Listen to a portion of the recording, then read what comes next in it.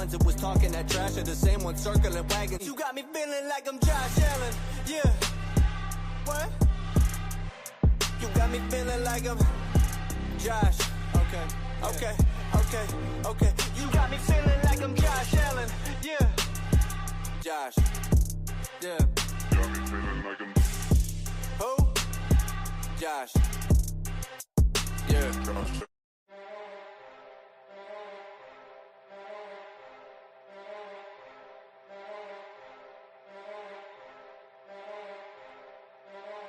Ones that was talking that trash are the same ones circling wagons. You got me feeling like I'm Josh Allen. Yeah. What? You got me feeling like I'm Josh. Okay. You got me feeling like I'm Josh Allen. Yeah. Josh. Yeah. Got me feeling like I'm who? Josh. Yeah. Josh.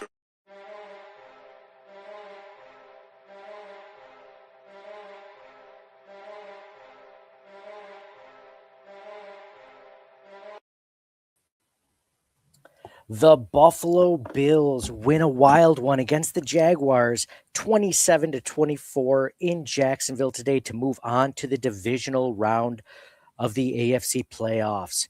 We are going to recap this victory and a ton more on this episode of Circling the Wagons. Let's go. To my friend Nate and all the listeners of this podcast, no one circles the wagons and Nate the Skate. Circle the wagons, Buffalo. Where else would you rather be than right here, right now? Hey, let's go, Buffalo. Hey, let's go, Buffalo. The Bills make me wanna shout. What is up, Bills Mafia? Welcome to another episode of Circling the Wagons, a Buffalo fan base podcast. I'm your host, Nate. Guys, thank you so much for joining us on this playoff victory edition of Circling the Wagons. The Bills win on the road in the playoffs for the first time in 33 years. Huge comeback for the Buffalo Bills. Way to win that one. I have my co-hosts for this episode, John and Mike, to recap this entire thing, talk about the ins and outs, the sweet, sassy, molassy plays of the game, the wall of fame, the wall of shame, stats of the game, all that fun stuff, hot takes from Bills Mafia on Twitter and X, and a ton more. So I'd like to welcome my buddies John and Mike. John, I'll start off with you. John, what a whirlwind of a game that was. Back and forth. They look good. They look bad. They look good. They look great. They look bad. Lots of things to take in. How are you feeling after that win? Only great. I want to play off that 33-year stat that you put in there. The last time the Bills won a road playoff game, the Jaguars did not exist. Wow, that's a good one. That's what she said. That's funny. I did not know that because I remember the Bills losing to the Jaguars in 1996. It was at the wild card round as well in Jacksonville, but I think that might have been the last game that Jim Kelly played as a Buffalo Bill. Kelly got hurt, and that was it. That's exactly right. The Jaguars and the Panthers were first introduced in 95. So, wow, cool. It felt revenge. They beat them. The last time the Bills played them was when they ended the drought in 2017. They played them in Jacksonville that season, the playoffs.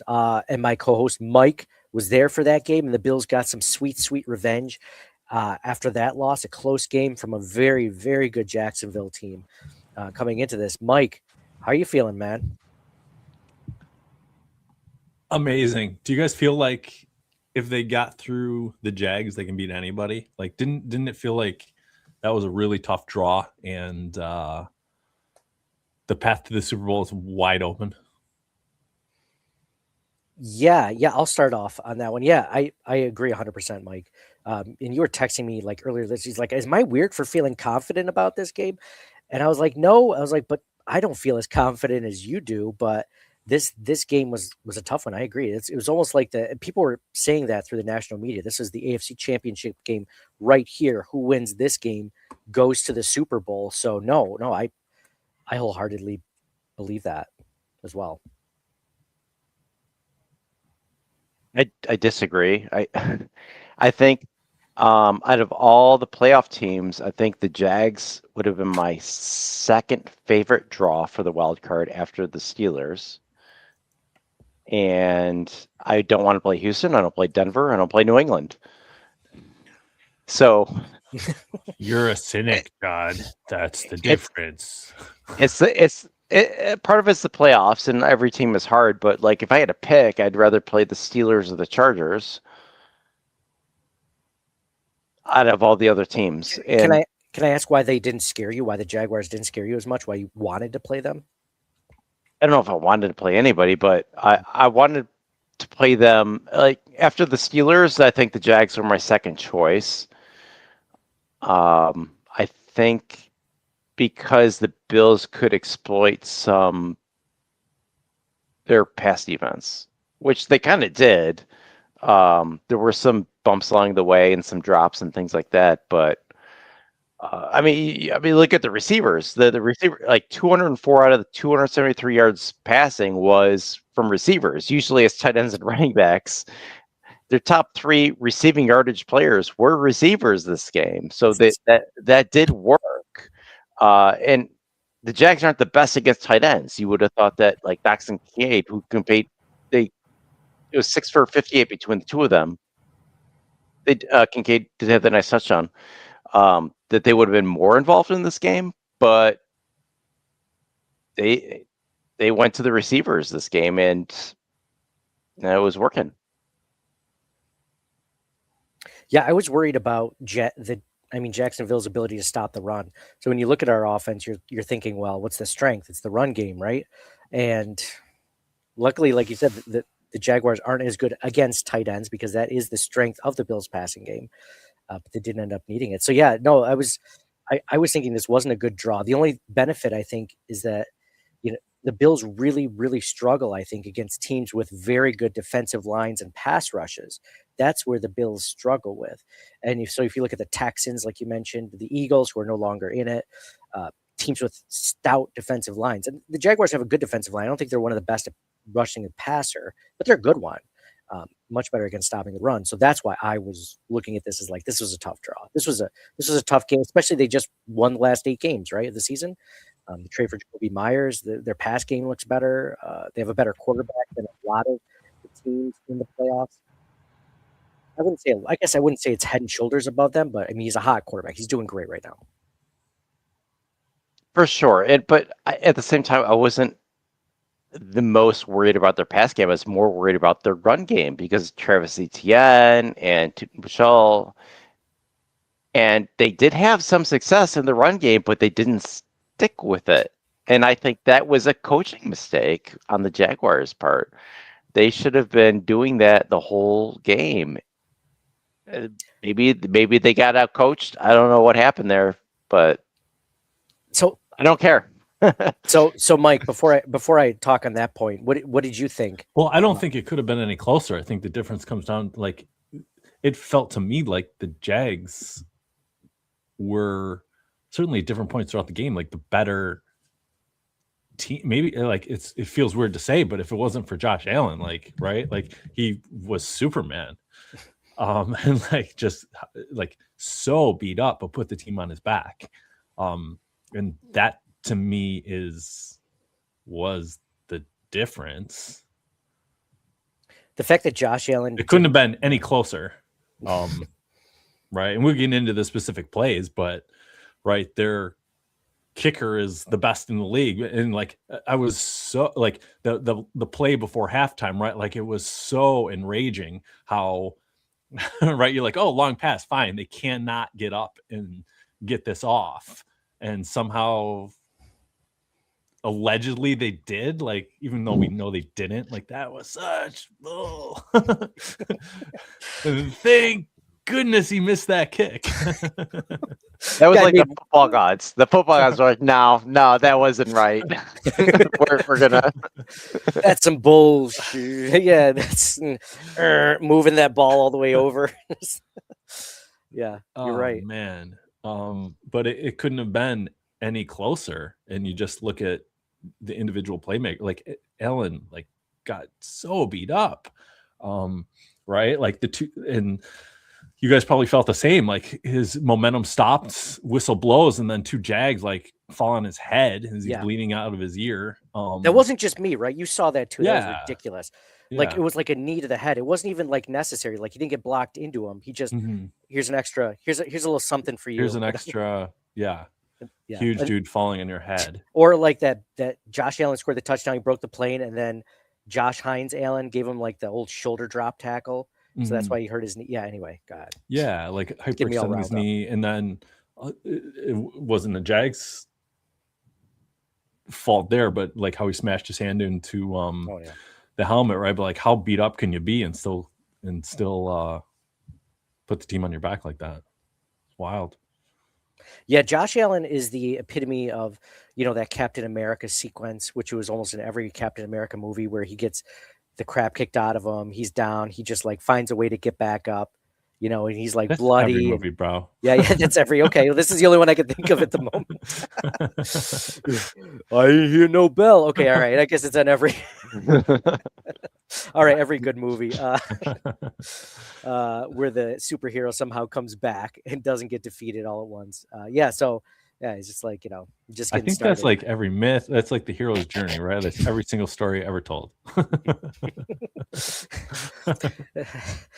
Anyway, yeah. It was David and Goliath. It was every. Oh man, but he just. Josh Allen's toughness. I mean, we're gonna get to Wall of Fame, Wall of Shame later, but I mean that's up there for sure.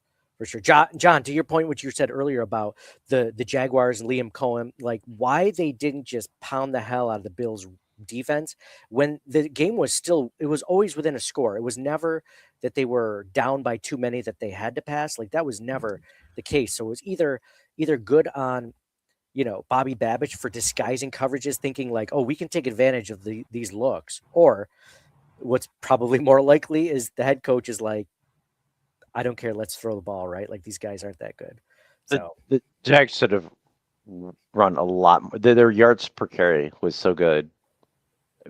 Both running backs. It didn't make any sense for them to not keep doing that. He even said it when they interviewed him, like after, like in between the half. They're like, "Oh yeah, we got to keep running it more," and because we had 8 yards per carry and this and that, but they didn't. I don't know if it was just like, I to say it. I don't know. See, that's the kind of thing that if Sean McDermott did that, Bills Mafia would be calling for his head, right? Like you guys are running it, at one point that Tootin guy or whatever is 14 yards a carry. Like just keep giving it to him. ETN, like those are the two players that the Bills could not stop, and then once a drive, they like stuff them. And then they're like, well, I guess we got to pass it every down. If the Bills did the same thing, Sean McDermott would be fired tomorrow, but they didn't. So yeah, let's go into, John, to your point about, everything going on. Josh Allen had a great game. Let's go into stats of the game real quick. This is a good comment by Robert Wagner. This year is Josh's Odyssey epic. I like that one. Another example of a protagonist, making it out in the end, when the odds were against him. I love it. Josh Allen, 28 for 35, 273 yards, 1 touchdown, 0 interceptions, only took 1 sack. Leading rusher, James Cook, 15 carries, 46 yards only 3.1 yards per carry. Josh Allen just behind that, 11 carries for 33 yards, 2 touchdowns, though, rushing. Leading receiver, like John mentioned, the top 3 are wide receivers. Khalil Shakir, this was insane. I didn't realize it till just now. 12 receptions on 12 targets. 12 receptions on 12 targets, 82 yards, 0 touchdowns. Where was this guy all season? Why didn't we get him the ball more often? Brandon Cooks, unsung hero, in my opinion. 3 receptions on 5 targets, 58 yards, no touchdowns, but he did have that long 36-yard catch. And he probably had another one that wasn't called for the Buffalo Bills, if everyone remembers, that was taken away for the Bills, even though the Jaguars had one that was identical that was called a catch. I think it was Jacoby Myers had that catch. Keon Coleman, 1 reception on 1 target for 36 yards. And Dawson Knox, 3 receptions on 3 targets for 30 yards. And then Dalton Kincaid, 3 receptions on 5 targets for 28 yards and a touchdown. So great play by there. The only fumble for the Buffalo Bills was that Ray Davis fumble. All-pro, first-team All-Pro Ray Davis fumble, which is not common. So that's something that we can't expect to happen that often. Leading tackler for the Bills is Shaq Thompson. And then we have interception from him too. Shaq Thompson, 1 interception, leading tackler. Cole Bishop had an interception, 1 sack for the Buffalo Bills, and that was by Greg Rousseau. So not a ton of pressure today by the Bills defense, but had some good plays in there, made plays when it mattered. Trevor Lawrence, 18 for 30, 207 yards, 3 touchdowns, 2 interceptions. Travis Etienne, 10 carries for 67 yards, 6.7 yards per carry. What's his name? Bashal Tootin. I never heard of him. 4 carries, 51 yards. They were getting 12.8 yards per carry on that one drive. And then they're just like, you know what? No, we're not going to bring him back in for the rest of the entire game. What? Trevor Lawrence, 6 carries for 31 yards. And then the leading receiver, Parker Washington, 7 receptions on 12 targets for 107 yards and a touchdown. So obviously he looked really good for the for the Jaguars. Those were stats of the game. So let's go into Sweet Sassy Molassy plays of the game. Sweet Sassy Molassy. Get out the checkbook and pay Grandma for the rub down. By the way, if anyone's in here today and watching the live stream, if you want to give us your Sweet Sassy Molassy plays of the game while we're doing ours, or I can get to yours after, definitely feel free to do so. Would love to get you guys in. John, I'll start with you first. What was your Sweet Sassy? I mean, is it going to be the same for all 3 of us? Should we do honorable mentions now? I mean, all 3 across the board, right? Well, I don't know what you guys are thinking. I have 3 plays that I liked a lot. But for me, the Sweet Sassy Molassy, they've been running this screenplay all season. And then they finally ran a fake screen. Dalton Kincaid touchdown.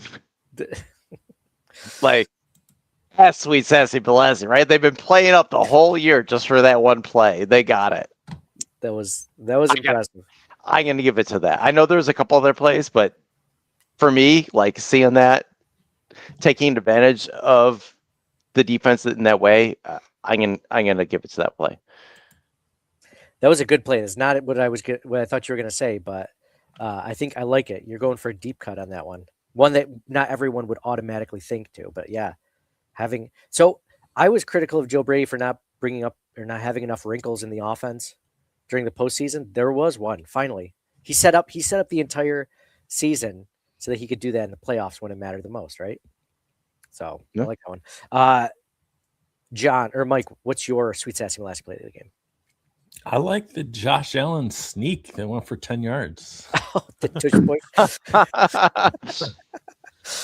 Oh man, I like it. He had another one that went for 5 yards too. And you would think this Jacksonville Jaguars defense, like they know they're going to do it, and those couple plays, it didn't matter. No, I've seen it too often where a team is Bills, right? Driving. Oh, they're going to do it. And it just stalls out and dies, and the game's over. And like that, are they going to do it? And like they close that distance from where it felt like I didn't have the consternation that I usually feel between the 30 and the 5. It's like they went down there and like they did it. Yeah. that they did. that 10-yard tush push was a key. Lots of credit to Gilliam and Torrance and like the offensive linemen. Real good stuff. When that happened live, were you like, go down, go down, go down? Or was that the only one? Yeah, it's like, yeah. As soon as he got the first down, it's like, don't drop the ball, don't fumble it. Was what I was thinking. Would you have played that the final Bills touchdown any differently? Any thought to kneeling it? Like a super short, right, half yard, right? Because, like, man, with their kicker and giving it back to them with a minute, like I almost trust the Bills' offense. You give them three tries to get 2 yards. You have 3 timeouts, they have 0. Then giving the ball back to Trevor Lawrence with the best kicker in the league. Like if there's any way to get more. I thought about it a lot. I don't like, so I thought my first knee jerk reaction was to kneel it, but then you're losing 1.5 yards. So you don't want to give up any yardage. So then the next option is I could kneel it within a foot. So the next option is you just push kneel. You literally get pushed into a kneel. You do what they did, or run it with one of your running backs and just like stop, right? Because like they let us score anyway. Right. So you could have probably just got to the inch-yard line. But there's two. I think I could have. But there's 2 other things. They could have either gotten a penalty or lost yardage, a false start, or maybe the Jags did try and then we lost a couple of yards, or a fumble. Like any number of things, they have to score anyway, no matter what. Yeah, but we've lost with 13 seconds left. Like, you're giving it to them with a minute. I thought they left too much time on. That would have been such a heartbreaking way to lose. Like Josh, like taking the ball out of Josh's hand, not taking the ball out, but right, like he's gone down, done everything and won the game for you, and then because we didn't take another 40 seconds off, we lose. Yeah, you didn't have to kneel it down to 2 seconds, but just like one play, bring it down. You got 3 timeouts, like you said, Mike. So you do another sneak on 2nd and goal with 24 seconds left or whatever it would have been. And then you don't get it, timeout. 3rd and don't get it, timeout. 4th and goal, it's game anyway. So no, I agree 100%. But it's a tough call. But I think they still made the right call because the Jags had no timeouts left. They can't run the ball anymore, which is what they're best at. And Lawrence was looking not great this game already. But their kicker can hit it from 70. Okay, so worst case scenario, they go in overtime. That's the worst case. Best case, we stop them and win, which is that I thought Music City Miracle, like, worst case that the game's over. We're going on. We've seen the worst cases Bills fans come. No, we've seen lots of. There's worst cases happen so many times. I feel like that's a good point. I think they made the right decision. In fact, like one of my honorable mentions, I think, was McDermott and the coaching staff. I think they coached the Jaguars this game. I think it makes sense only from the fact of what John said about the penalties is what really scared me the most. I think they were going to get that yard or 2 no matter what, but the penalties are what scares me because now all of a sudden, all it takes is one false start, right? And then you're what? Now you're on the 6-yard line, which we saw happen, and you still need a touchdown. Yeah, just get the touchdown. Yeah. Of course, that would happen on like 4th down, right? Like when they needed out. Now we're backing them up, but but otherwise, it was a risk because like Mike said, you only needed to get to the 50-yard line. That's like that is the shortest like field goal line I've ever seen in history when they start with a ball. They have to get like one first down. Like it worked out on that kickoff. But it was a great coverage. Great coverage to set them up right down there. It's funny So I'm going to go to my sweet sassy molested play. It's going to be the Cole Bishop interception, which I figured you guys were going to do, but I like the deep cuts that you guys are doing, the important games, the important plays of the game that led up to the end game. So maybe the Cole Bishop interception is my sweet sassy molested play of the game, but could also be, the Gettysburg of the game or whatnot, but they were winning by then. So it was. Dude, that was weird too, right? Number 27 Tip it to number 24 so that the Bills win 27-24. Like, wow. Oh, yeah. Ah, very nice. Huh? Yeah, that was definitely one of my top three. I do want to give one more honorable mention. The 40-yard post pattern, Allen to Cooks on that game-winning drive. Oh yeah. Like Allen, dude was in his face. Just he knew where the receiver was going to be, chucked it up, and Cooks caught it, which was nice. So I think that's in my top three. Dude can get open. He just catching is 50-50. Yeah. I know. Yeah, I think that one, that 25-26 yarder, I'm pretty sure that, I don't know if that was conclusive evidence to overturn it. I feel like that. Oh, I agree, but it shouldn't be that close. Yeah. And he's hit a few drops in other games, but he's probably their best deep threat right now. And now that Gabe Davis is injured, they don't have very healthy receivers left. They got Shakir, they have Cooks and Coleman. Shavers was injured during the game and came back, but we don't know the severity of that because Ty Johnson last game got injured, came back, and he's out this week. Other than that, they have Mecole Hardman on a practice squad, Gosnell, which we saw in the preseason, undrafted free agent rookie. We liked him in the preseason, but he's on the practice squad. And then Curtis Samuel maybe returned from IR. Not looking good at receiver. Doubt it. No, it's not. Palmer's on IR now after last week, so. Also injuries. Yeah, dude, so many injuries. This is Jordan Poyer being hurt really is going to hurt a lot because now we're counting on DeMar Hamlin to come back from IR. Dude, if he's not in the practice window, I don't even know if Hamlin might be in the practice window actually. I can't Hamlin is. Yeah. He is, okay. Yeah. These are the plays, Mike. But you don't want Hamlin starting. That's the whole thing. No, you don't. You don't. That's the play that Jacoby Myers caught, right? Yep. Yeah. So it's inconsistency with the officiating, right? That's what this comes down to. Then this wasn't a catch. Make it make sense, how are you going to look at this one and say it was a catch when it was reviewed and decided it was a catch? And then you look at this one, you're like, nope, touch the ground. That's not a catch. Ridiculous. And the whole snafu with the at the end of the first half, like you guys were talking about with the no consistency.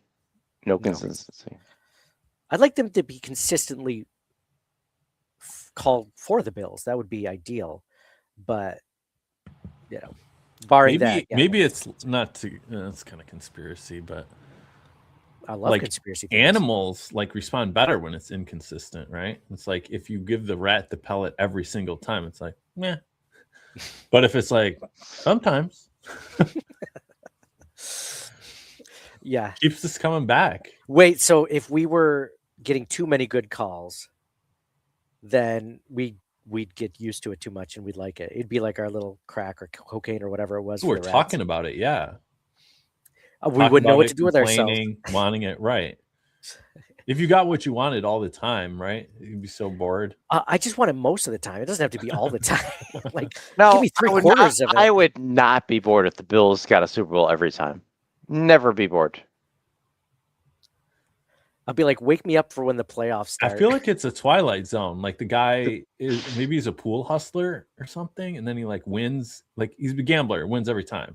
John, you're degenerate. You like it because there's uncertainty, and then when you get it, there's that dopamine hit, that sweet, sweet rush, boom into your veins. If you got it every time. Oh, it depends if I win or not. But this one you would win all the time. That dopamine would be less and less. You'd have to. Yeah. Well, with Twilight episode, I mean, there would always be a catch, right? Usually. Yeah, that's the catch. He couldn't lose. He won every time, and then hated it. Why would I hate it? Why would I hate if the Bills won every Super Bowl? Yeah. I get what you're saying, Mike. I get what I you're don't saying. get it. I get it. I don't understand. Mike's like, John's like, I can't imagine such Okay. Everybody who's listening right now, like, why would you hate it if the Bills won every Super Bowl? I wouldn't hate it, but to Mike's point, like it wouldn't have the same appeal if you won it every time. But No, I'd I like get to the experience appeal. that before I decide. let the Bills win the next 5 Super Bowls, and I'll decide if I like it or Pretty sure if the Bills win the next 50 Super Bowls, I wouldn't go insane. Contrary to the Twilight Zone enthusiasts. Josh finds the cure for aging, and then he just stays like 30 years old. Well, I mean, like, whoever comes in after Josh, they just keep winning, right? Robert Wagner says, I'd sell a limb for the Bills to win every time. So he's with you, John. Yeah, let's do it. Let's go. John's In like, the I'm not show, even... that's what the guy thought too, until he actually experienced it. I mean, I guess if you're losing limbs every time, that would probably not be good for you. But in general, just if that was it, like you're just winning Super Bowls with no repercussion, like other than your sanity, I don't think my sanity would suffer. Yeah, I think but as humans, we're conditioned to not be able to get used to getting what we want all the time, or maybe even like a majority of the time. So we wouldn't know what to do with it as people, as human beings, right? I think I would be fine with the Bills winning every Super Bowl. Okay. I would probably too. Like I said, I'd like to see what it's like though, and then I'll make the decision. So starting this year. Let's go. Let's go. This, I mean, just in general, I feel like this is a really good start to the year. Maybe this is something, I mean, John, you just mentioned the injuries, which was a huge like bring down from where we were. I was super high until you started mentioning all the wide receivers that were injured. But hopefully we can start getting more of the tight ends involved. Jackson Hawes could come on. He didn't have a catch today. Ty Johnson, I don't know if he'll be back next week, but he helps in the run game or the passing game as well. We're just gonna have to be more creative. That's what. Hey, if Joe Brady wants that head coaching gig in Baltimore, got to make it work. And then we're talking about like, when is Bernard going to be back? When is Harrison going to be back?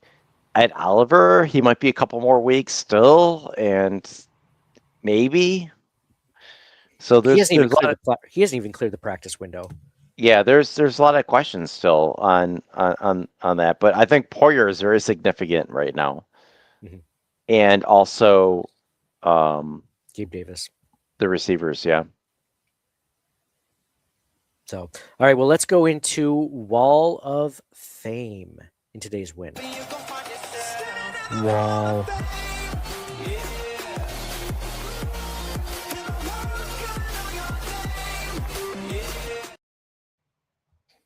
All right, I'll start off this one. Obviously going to put Cole on there.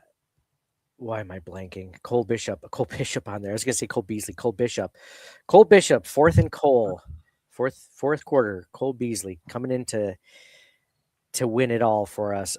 Cole Beasley, I'm going to put on the Wall of Fame for that pass breakup or the interception to seal it. He had a good game besides that, but that was tremendous. I have a couple of honorable mentions, but wanted you guys to get yours in. Mike, I'll go next to you. Who's on your Wall of Fame? Bishop was great. I think Tre'Davious White arguably had a better, like some key breakups, right? Like 3rd and 10 to stop or break up a Jags touchdown, and then the play at the end, he caused it. I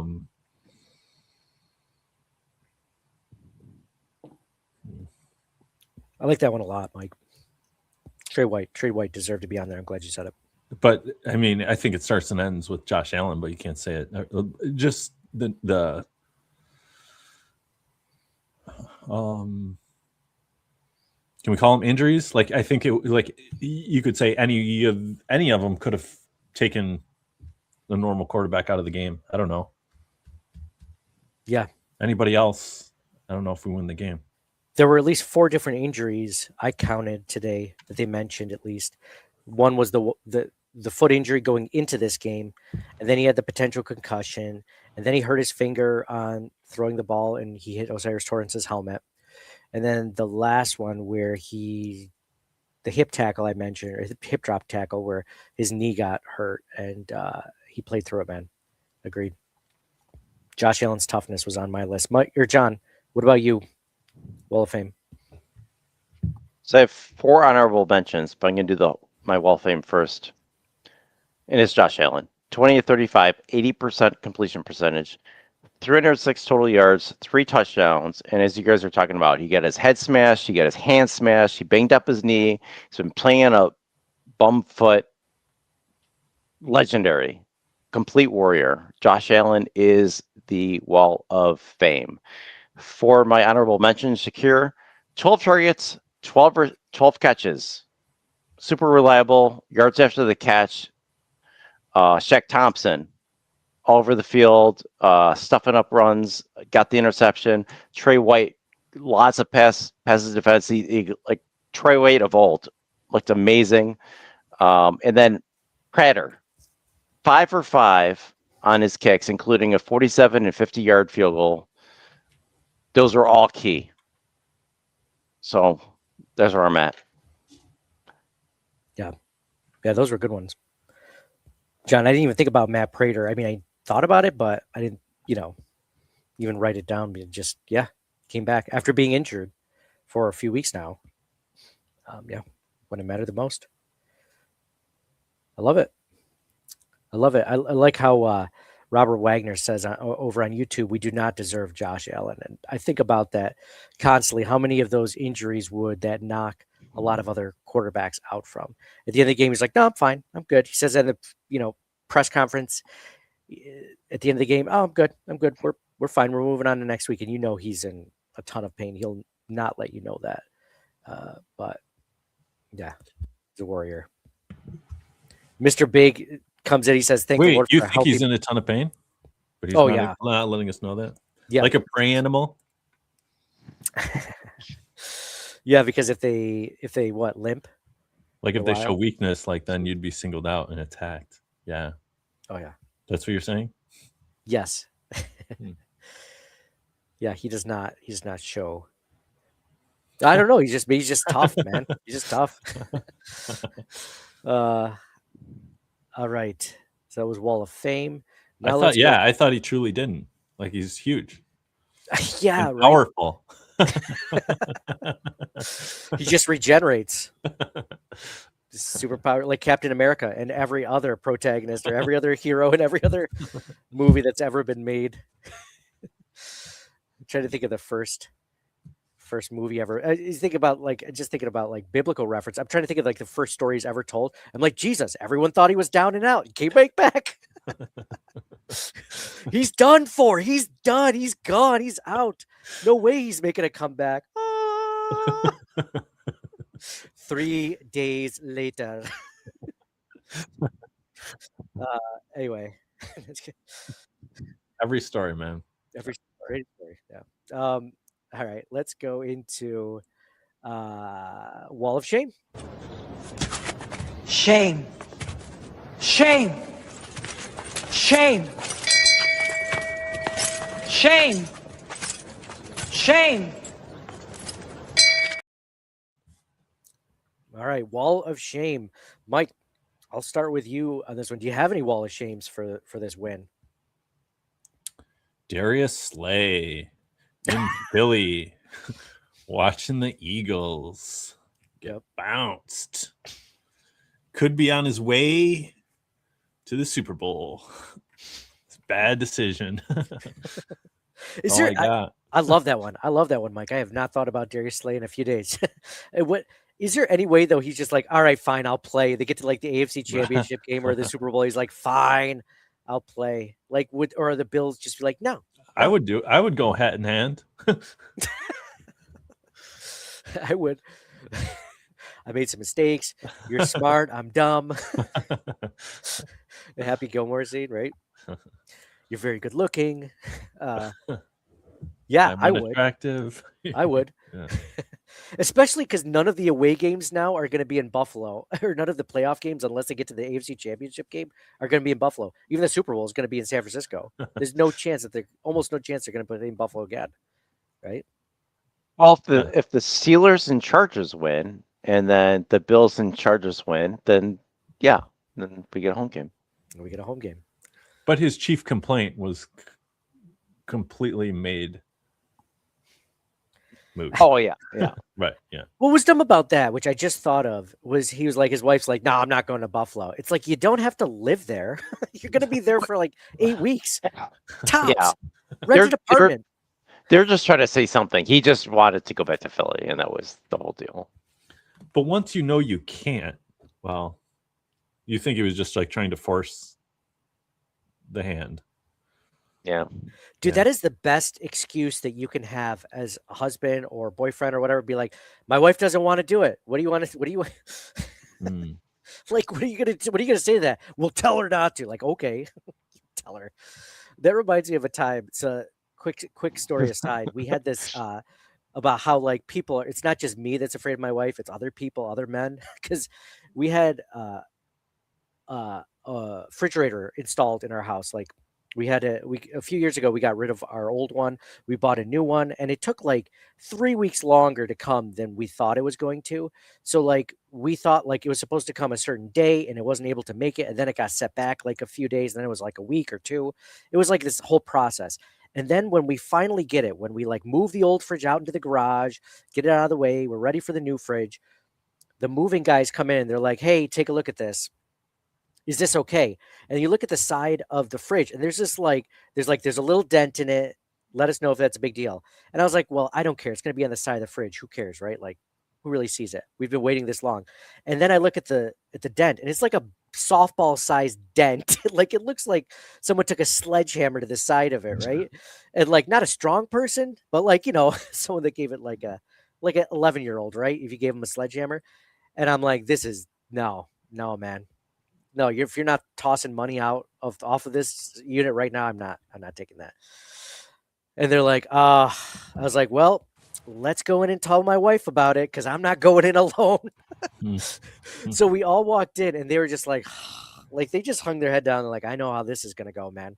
Like, yep, we all got to take this one. So yeah, man, like that's a perfect excuse for anyone, even if it's made up, which I've definitely made up. My wife's been like, just say it's my fault. I'm like, okay. Why can't I hang out with Mike and John? Just say it's my fault. Okay, sorry guys. But yeah, it could be that. It could be real, or it could be that. Actually?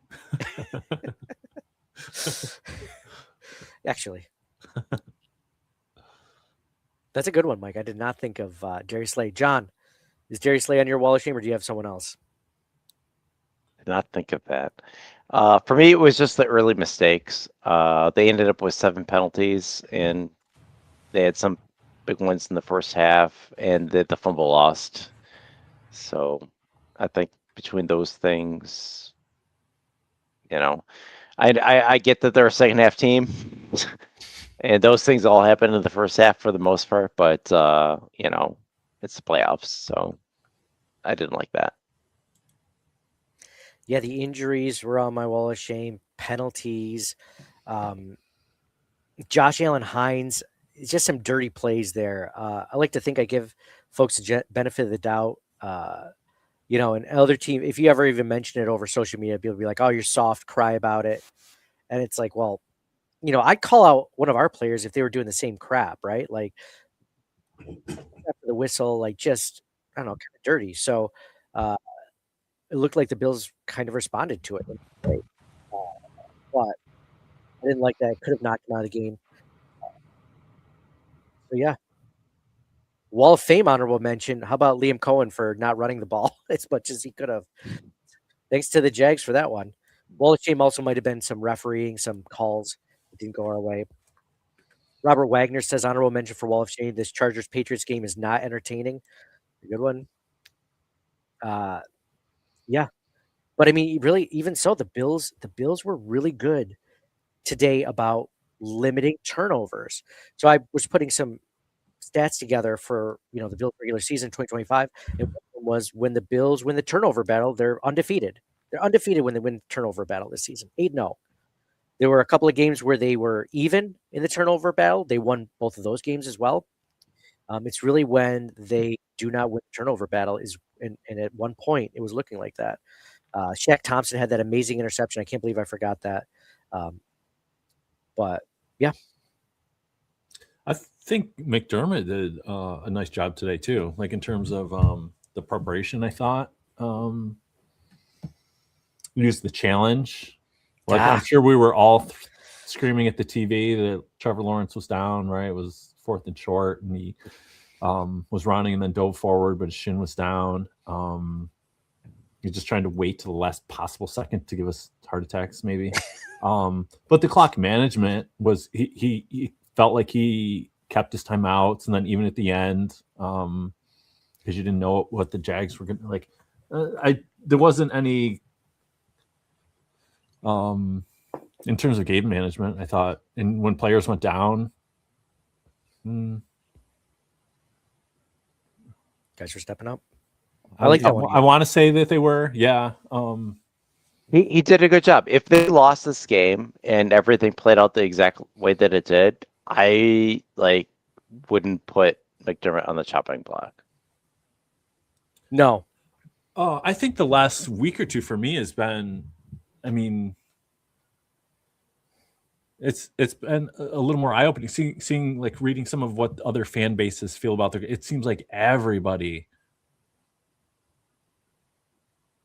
complain, just like a lot of our fan base complains about McDermott. Everybody complains the same way about their coach. They do. Like, and I've just realized it more and more, I guess, as of late. Like Tomlin, I was very surprised Harbaugh was like, man, I think for sure. I don't know. I think we're lucky to have McDermott. Like, who would you get that's better?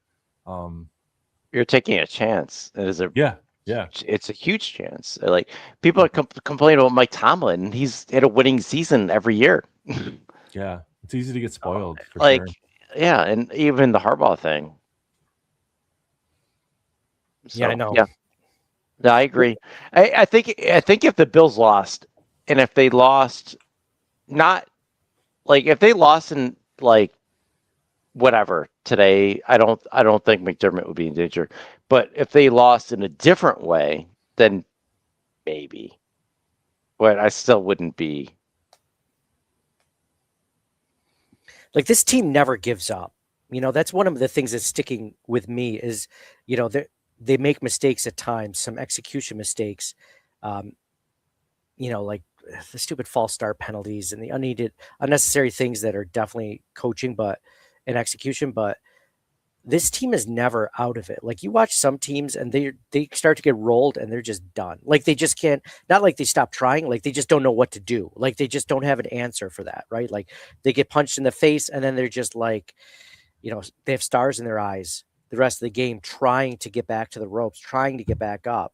And the Bills are never down. There's times where they've lost by more than a couple of scores, sure, but they don't stop trying. They're not, it always feels like they're within, unless they fail miserably. I mean, they're in every game, if not winning it, and winning it by a couple scores. So, Mike, I'm glad you asked that question. Mike, I'll ask you this question because I think I've asked it to John the last few weeks, but not sure. If you had to get rid of one after this season, if the Bills don't make it to the Super Bowl, or they don't win the Super Bowl, they get bounced next week, who do you get rid of first? Brandon Beane or Sean McDermott? If you have to get rid of one. Is it a trick question that No. I don't have to get rid of? Why would I have to? Why? No, that's just the stipulation. None. It basically just says, who are you more willing to get rid of if you had to? False choice, neither. All right, never mind. All right, we're going to move on from this one. Let's go into... I think they were, right? Like, there's a lot of dependencies on this. Like, are they out next week, or they move on to the AFC Championship and then they're out? Do they lose? Like, what are we talking on here? I think unless something drastic happens, you kind of have an idea of who you like more on this team, the front office or the coaching staff, right? So McDermott or Beane. Like, I have my thoughts on it, but I guess I was just thought you'd be more clear of who you would, if you had to get rid of someone. Pagula's like, a head needs to be chopped. We lost in the divisional round. Don't you feel like don't they have a really good working relationship? Recruit like both came over from Carolina, and McDermott recruited me. Like I think you kind of poisoned that well a little, don't you? I'm keeping them both. If anything, it's like maybe you make it change the offensive coordinator or something. Mm-hmm.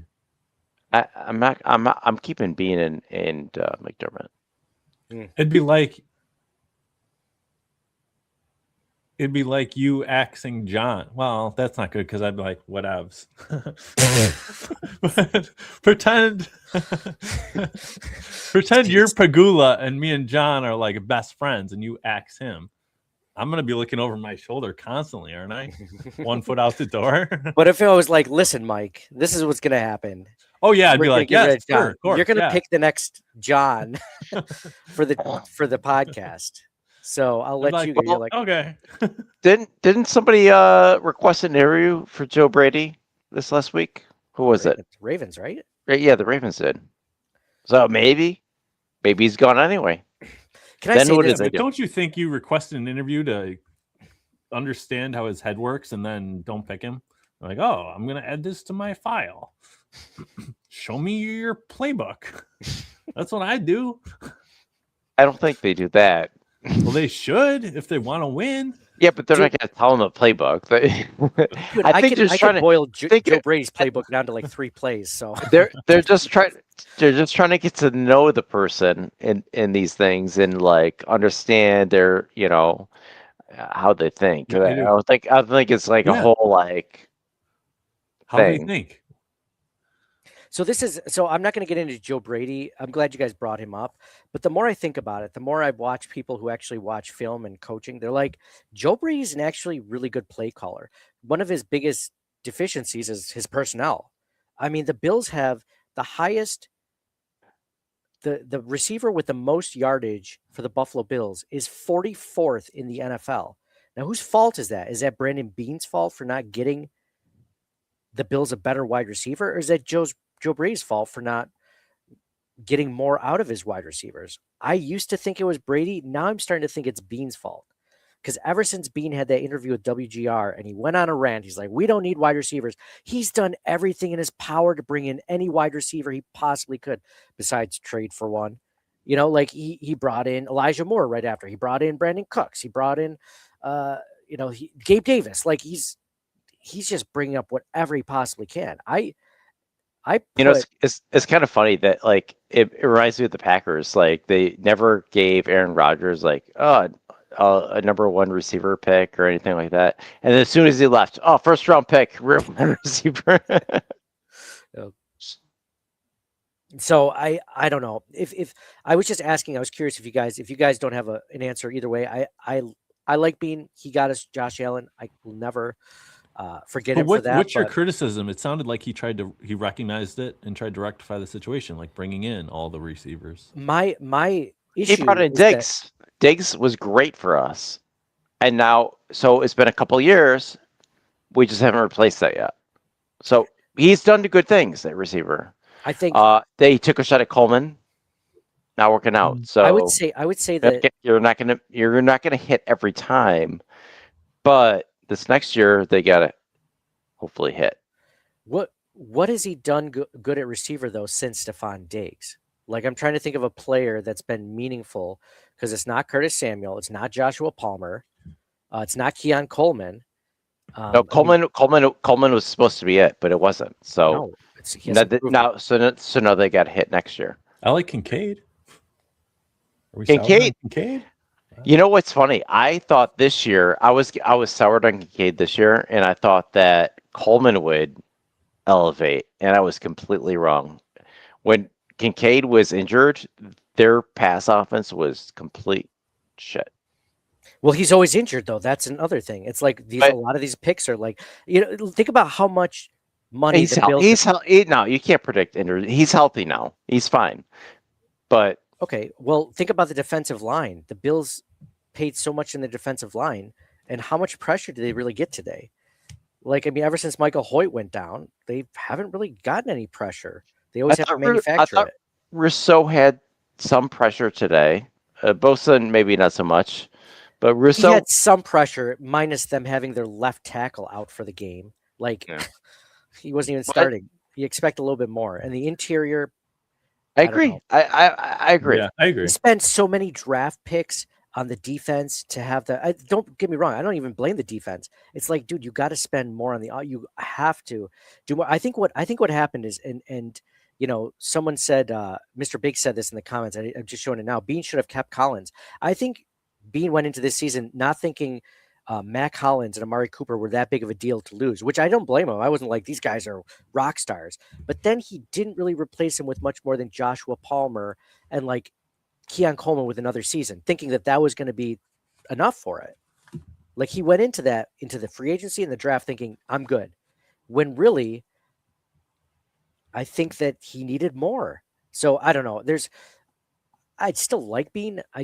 There's lots of things. I mean, we're cap strapped. There's just a whole bunch of things I'm not really a fan of. Yeah.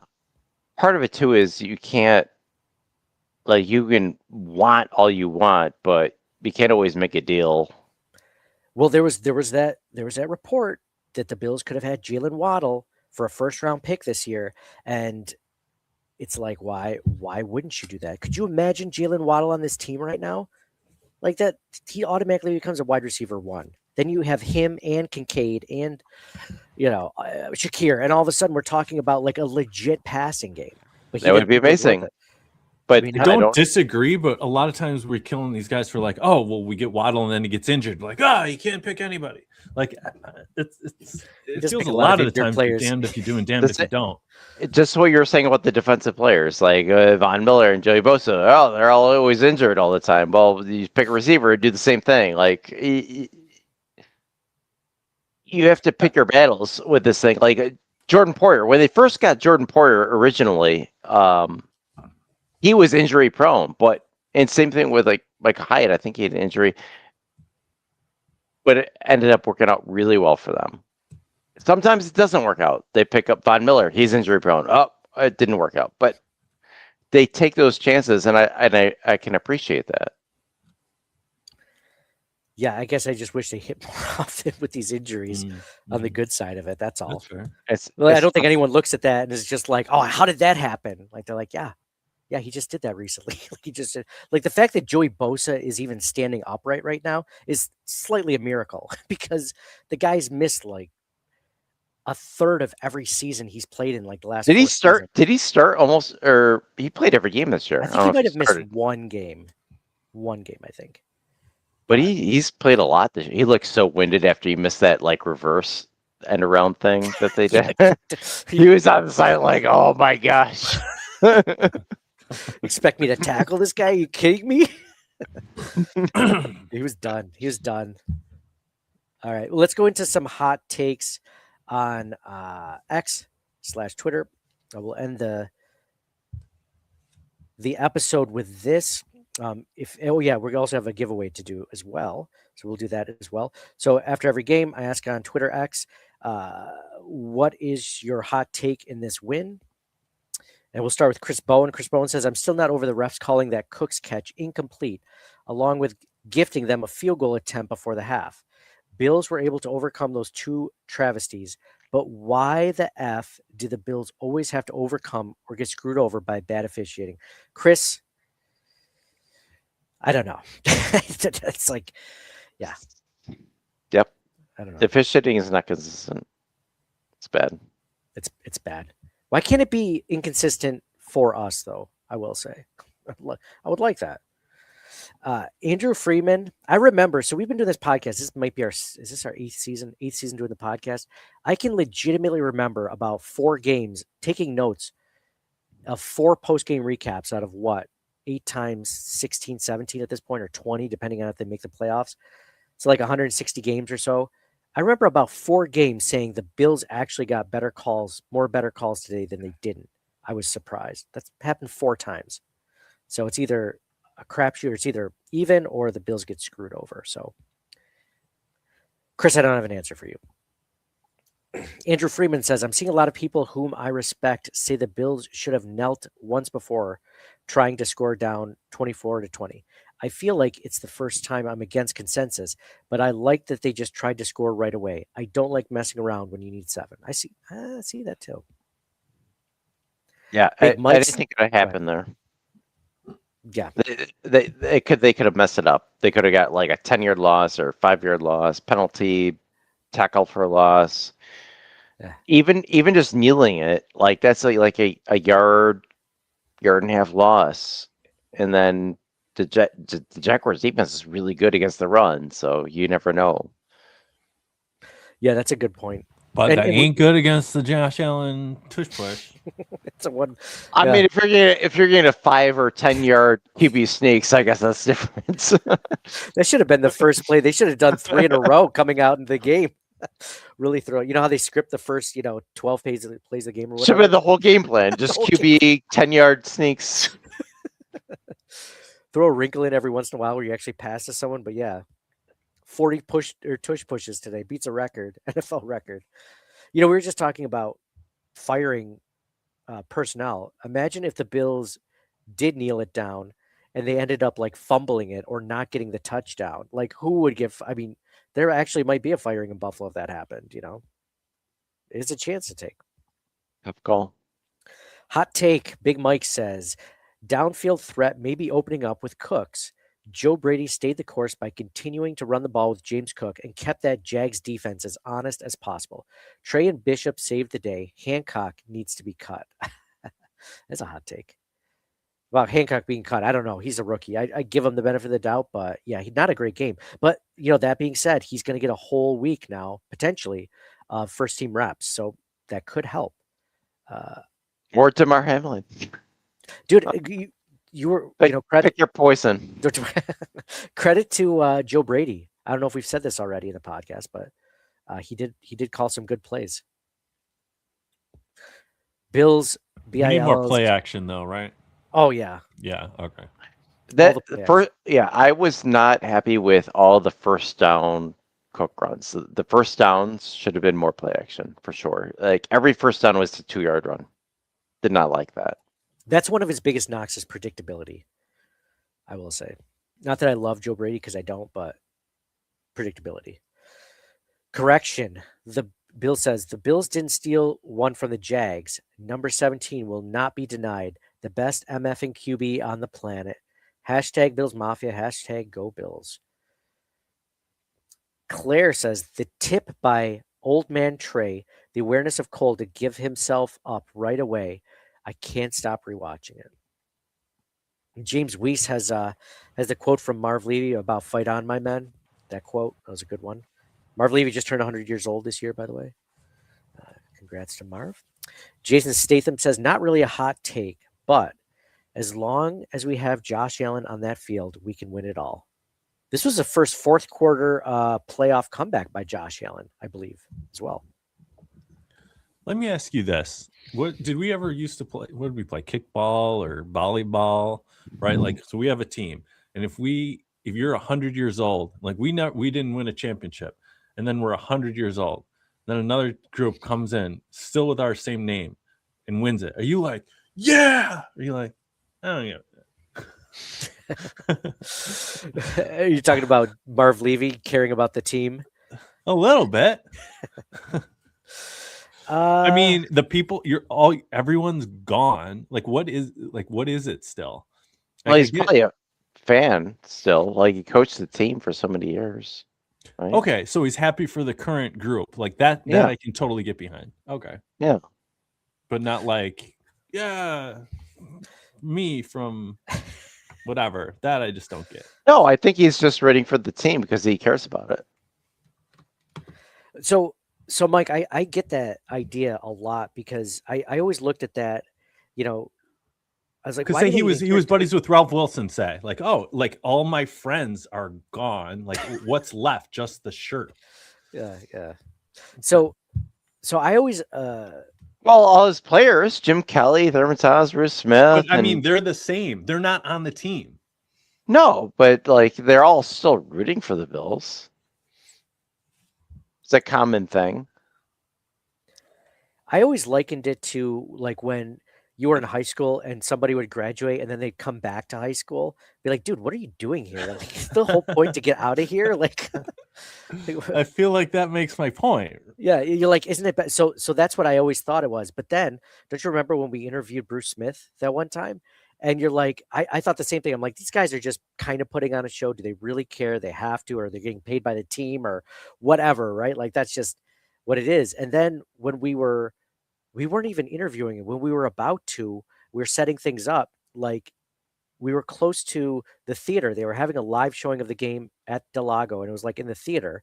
And he heard like the crowd cheer, and he like ran over to see what happened in that game. Like, you don't go out of your way to do that if you don't care. Like, so I believe it is real. And Bruce Smith, of all people, especially as much success as he's had in the NFL, like, you know, he played for another team. Like, he could have easily been like, Buffalo was a stop in the way of life of, you know, becoming a millionaire or whatever. But like, you know, For sure, and you can see it in like their tweets, like on X, like these players, like not even that prominent, like just like recent players, like they're cheering on their team. Nicole Hartman, he's on the practice squad right now. He's like, oh, he tweeted something today, like, you know, positive about the Bills. It's like all these guys, like they're into it, they're invested, they. Yeah, you want to see it. Totally get that they're a fan and want them to succeed. But I guess it's a different leap to be like, we finally did it. Like if you go back to high school 4 years after graduating and be like, the wrestling team, we did it. Like, bro, that was 4 years ago. and you went winless. Well, I mean, if the Bills win the Super Bowl this year, I'm going to be like, we finally did it, and I've never played for the fucking team, so I don't know. That's too much different. I think what it is, Mike, I think it's the investment. I think when you put that much of your time and effort and like, you know, just blood, sweat, and tears into a certain place or a certain organization, and that organization is still there, I think that there's just a relationship that you have with it. Like if there was a good job that you have, I mean, I can't really relate. I haven't had like any amazing jobs. I've had good ones, but not like those were the years, man. Like we were making a money hand over fist. Like I don't have one of those jobs. So to me, I liken it to like, you know, they have that because this is where, you know, they went from college kids to being men, you know, like it was a big, huge step in their life. And then they committed so much of themselves and their bodies and everything like that to the sport. So to the team. So it's hard though, cause I don't have anything like that specifically, you know, like a sport. So I can't say that, but yeah, it's the only thing I can think of. Makes sense. Let's see. Charlie B says White to Colt Bishop. Bill Lasso says Trey White Goalie Academy is open for business. I love it. AJ Tharp says Trey White had a read on Lawrence all game long. I lost count of how many balls he tipped and almost picked off, and he was a catalyst for the game sealing Bishop INT. Do we only have 4 wide receivers now with Davis getting hurt and Palmer on IR? Isaiah McKenzie about to pull an AJ Klein. We could use him now, to be honest. Like that's not the worst idea. AJ, I love it though. John, is that how many you mentioned earlier? 4 wide receivers we have total on the roster? Yeah, right. And we don't know how bad Shavers is hurt. He came in, and was cleared to play, but like you could say the same thing about Ty Johnson last week. He was cleared to play, but was inactive this week because of injury. So they're like I said before, the only other options are Mecole Hardman, Stephen Gosnell, and then if Curtis Samuel returns from IR. Which I don't think that's going to happen. I'm almost positive I read somewhere on social media that asked at a press conference if he would have a chance of coming back, and Curtis Samuel's no, he's done. Like I'm almost positive that's the case. So do not count on that. At a minimum, Hardman's coming back because Gabe Davis and Palmer are done. So it's going to be Shakir, Shavers, Cooks, Coleman, and then Hardman is the 5th. And then depending on how bad the Shavers injury is, we don't know if they need to do something else. Wait, he came back though. Was there another injury I missed? No, he came back, but I'm just thinking about last week, Ty Johnson got hurt and came back, but he was inactive this yeah. week. Yeah. So if it's something like that, then they got to figure something out. Okay. Yeah. Yeah, they will. I'm sure they'll be trying guys out. I get like this is kind of a non sequitur what you were just talking about, but it's got to be, or maybe it isn't. But to me, it's kind of weird how we're like, oh, the guy's so old, he's washed, like Tre'Davious White, like bro, he's 30. I know. Right? Old Dude, man Trey. We're yeah. acting like he's the old senior dog, and like we got a new puppy, and now he just got second life to train the new puppy. And Hairston and Bishop, right? Like it's got to be weird to be like, oh, I'm 6-7 years older than this other dude, and he's brand new, and I'm done. Dude, at Thanksgiving, I'm still at the kids' table, and I'm older than Tre'Davious White, right? Like, and it's got to be weird, a little bit, to be like, you're done. How was the kids' table, Mike? It was good. We talked a lot about video games. It was great. I was watching the locker room thing, and like I saw Tre'Davious White, and like, dude, his abs are fucking out of this world. Oh yeah, he's still good. He's fine. He's great, and obviously played a great game. But like, oh my gosh, these guys are. Yeah. Athletically. Old man. He doesn't have a gray hair. These old guys that we're talking about are athletically so good. Yeah. Dude, your brain doesn't even develop till you're like mid-30s, right? Oh, I thought it was like mid-20s. No, yeah, dude. I thought it was mid-20s. No. Just getting pushed back. Your brain doesn't develop to your 73. 40 now. 40 now. 70 is the new 40, bro. Things are finally starting to click, man. Yeah. Oh, man. Dave Arena says, Trey, man, save this game on multiple great plays. Absolutely. Buffalo Bills 439 says they don't even have enough bodies to fill a 53-man roster next week. That's another thing. Another thing that the Bills overcame besides injuries during the game was injuries before the game. And the Bills were way more injured than the Jaguars were this game. They're probably way more injured than every team going into the postseason. So one of the reasons I wasn't as confident in the Bills team has just been the injuries. Adam A says Josh's baby is going to deliver him herself. Get on the scale, fill out the chart, hand it to the LND nurse, then tell mom or dad to take a nap. They've had a tough day. I love that one. It's really good. Do we know if it's a boy or girl yet? I don't think so.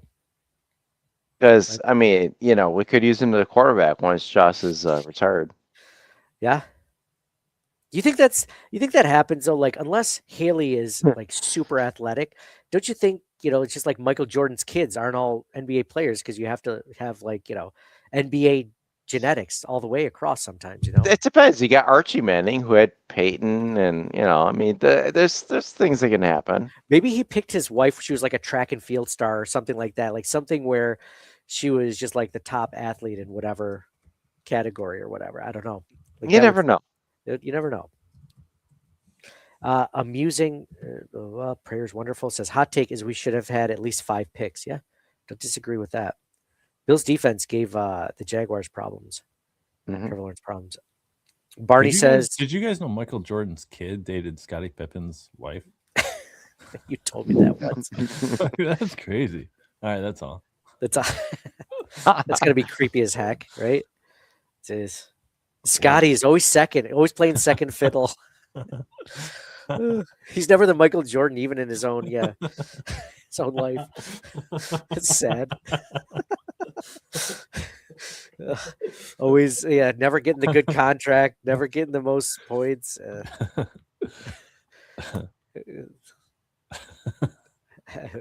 Yeah. Oh man.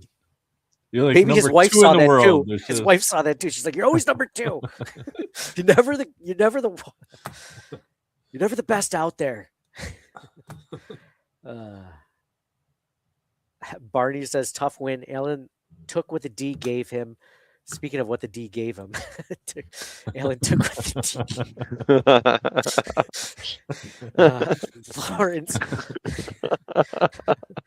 Lawrence Little Little with shakes.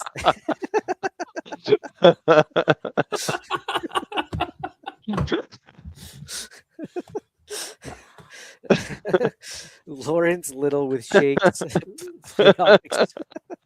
Playoff experience is a real thing. Jags D is great. That was another thing. It was, the Bills definitely had that in their favor. That's what makes me the most confident going into the rest of the postseason is besides Aaron Rodgers, Josh Allen is by far the quarterback that is the best of the group that has the most experience in the playoffs. It's not even close. Besides Aaron Rodgers, of course. Speaking of guys with gray hair, he's like the only one in the NFL that has gray hair.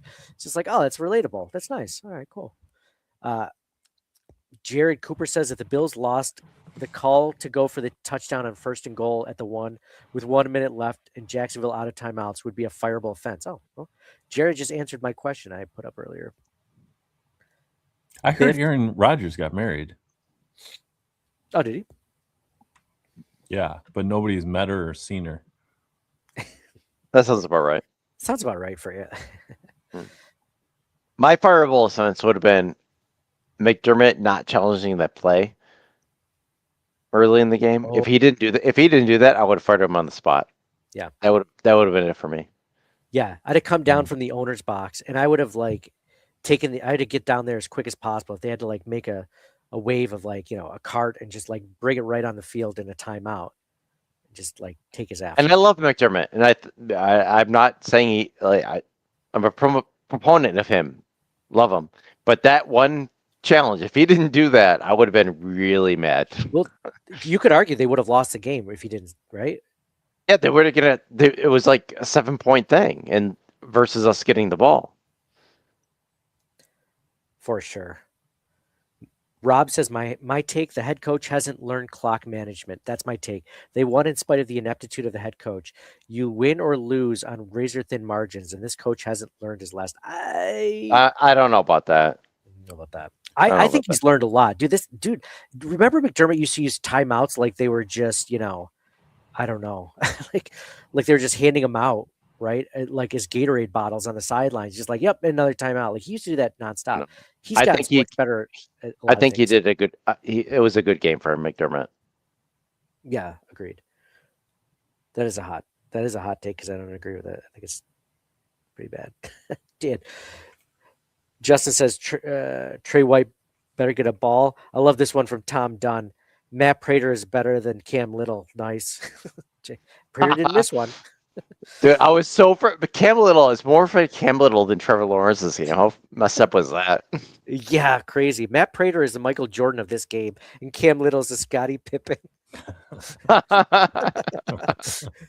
Wait, Matt Prater is either Michael Jordan or Michael Jordan's kid.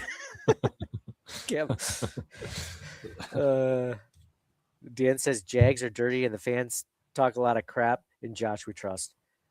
All right, cool. Yeah, the Jaguars definitely had a lot of good physicalness after the play in this game.